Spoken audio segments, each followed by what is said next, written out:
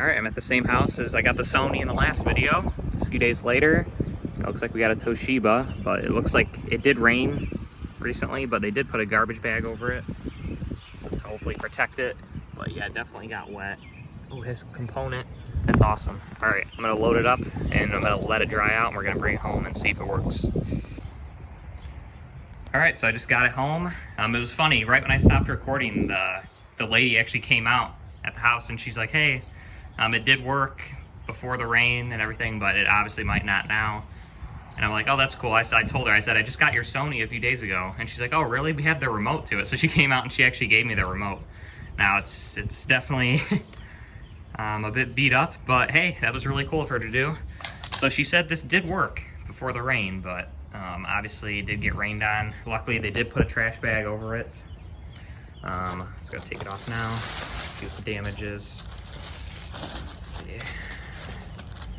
But it definitely it's wet inside. You can just tell by looking at the back of it. Oh, the remote's there, but yeah, as you can see, the water did get through the bag, unfortunately. So it has the remote, missing a button, interestingly. These are kind of weird, these Toshibas. They're not flat screens, but their tubes are not very curved. They're very interesting. I've had one of these before. It may actually be the exact same model as this, and it was really awesome.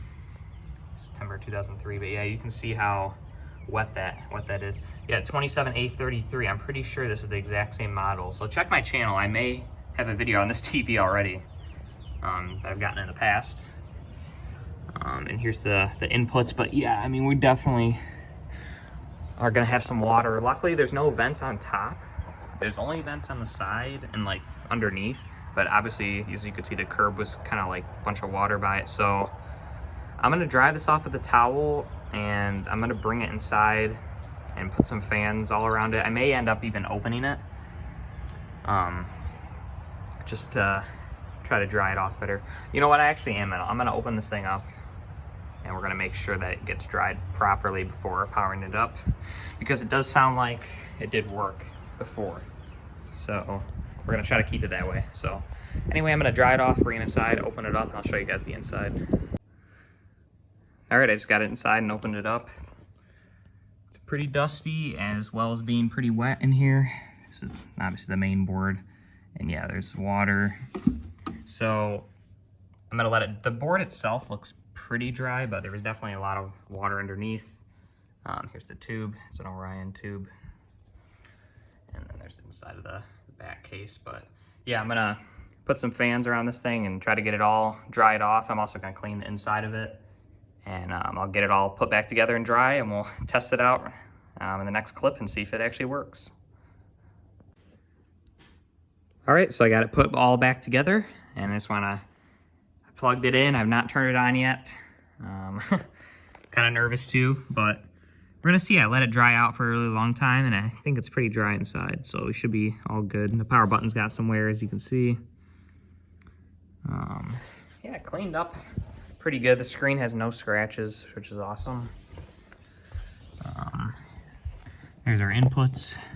Got RF, S-video, a few composites, component, as well as composite out, so that's also handy. And RF, if I didn't mention that. There's the sticker on the back again. It looks a little better now that it's dried off. So yeah, I plugged it in. I'm just gonna try to power it on. You ready? 3, 2, 1, go. Very promising. Yes. All right, that looks pretty good. I'm gonna hook up my SNES there and see how the picture quality is. All right, so I just got it hooked up. I actually I could not get the remote she gave me to work, unfortunately, but I have another Toshiba CRT, so I just stole the remote from that. Trying to get it to stop flickering for you guys, but it looks pretty, see, stop flickering, okay. It looks pretty amazing, just quickly looking at the screen here. You can see, just like the other one of these I had, it just looks awesome. This is with S-video, by the way. Let's see. Let's go to the grid. Like, yeah, that looks pretty, for zero calibration, that looks, I mean, that looks awesome. I mean, honestly, like, I wouldn't even mess with this. I would just use it like this. You can see it is a little off, the bottom left. Got a little, like, little bow on the left here. But in a game, you're never gonna notice that. Yeah, I mean, that looks pretty good. And the squares look pretty square. They don't look rectangular or anything. All our colors are there. And those colors look very correct. Not really gonna have to mess with this much, I don't think. Other than all the taking apart and everything like that I had to do.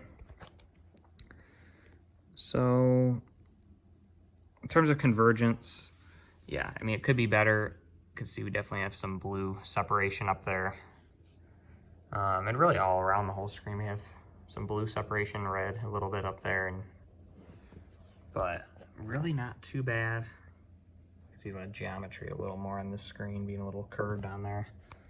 But yeah, I mean, just from getting this out of the garbage, rained down with a trash bag half over it, it looks pretty good. Let's see if we have any purity issues. Red. Sorry guys, I'm trying to avoid the flickering here, but it's not cooperating. Blue, yeah, no purity issues. This looks really good. I'm pretty hyped about this. Another way to check our convergence. Yeah, I mean, these dots look they look pretty good from a distance. When you get close up, definitely can see some separation. But from a distance, it's not terrible at all, especially towards the center of the screen. Like, those are pretty good, all things considered. But obviously, it's very hard to convey on camera, but this thing looks pretty awesome. Let's see if the sound works. That's another thing I always have to test on these videos. Yep. Left, right, awesome. So it seems to be working pretty good. I'm gonna have to do some more tests and stuff, and maybe try to get this remote working, although one of the buttons is missing, but it would still be nice to have it working. It just doesn't do anything. And this is one of the CRTs where you need the input button to work on the remote, because if you use the channels here, it doesn't allow you to go down to the composite. So I'd use my other remote to do it here. But yeah, I mean, this TD seems to be working really good. Color stream, that's the component input. But yeah, I mean, that's basically the video. I saved the CRT from certain doom for sure. It looked pretty Left 4 Dead, but it was able to come to life, and it looks pretty freaking awesome. I'm gonna test this thing out some more. I'll be selling this one on Facebook Marketplace just because I don't really need it, although it looks to be a fantastic CRT. So anyway, I hope you guys enjoyed. If you did, leave a like, and watch my other videos of where I got the Sony from the same house.